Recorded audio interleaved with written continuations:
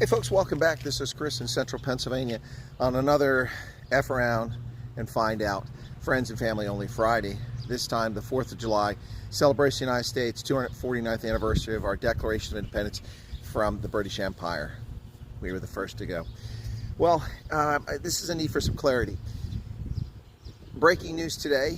It was reported by Ronaldo Jos on his program. I also did an analysis video on it myself, and then after I published my video, shortly after that, the Independent Online in South Africa also broke the story that there's a piece of legislation now, a resolution in the House, HR 4051, introduced on the 17th of June, but just now getting people's attention because it was mentioned on the floor of the House today. This bill would call for sanctions against South Africa for anti-Semitism.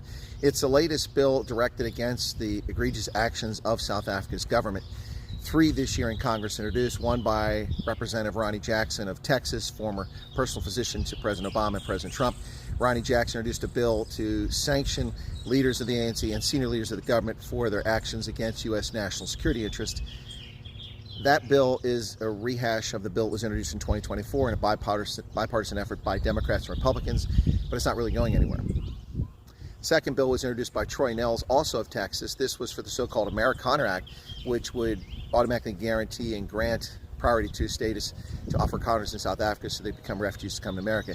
It's superfluous, unnecessary. The Immigration and Nationality Act of 1980 allows for that already, and President Trump's already designated a group of people to come here. So that's just, in my view, attention-seeking and unnecessary. But this latest one may have some teeth to it. This bill, HR 4051, in front of the House now, is specifically addressing the anti-Semitic actions of South African politicians and its government directed against Israel and Jews around the world. Given the strong influence of a Jewish lobby in Washington and great deal of support for Israel amongst Americans and Congress in particular, I think this one might get some teeth. We might see something happen to it. Now, I want to be very clear because already people are commenting on my video saying, so what's the list? Who are the people being sanctioned? Folks, nobody's being sanctioned. It's a resolution. It must become a law.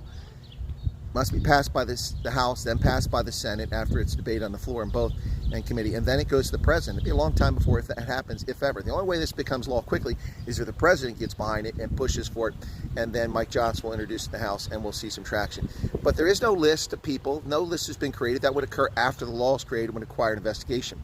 So there are no sanctions against South Africa. There are no people sanctioned in South Africa. This is something you need to stop saying because it's simply not true, and pay attention to the news because this will develop over time. But right now, there's nothing. It's just a bill in the House, and that's as far as it goes. Happy 4th of July, world. Cheers.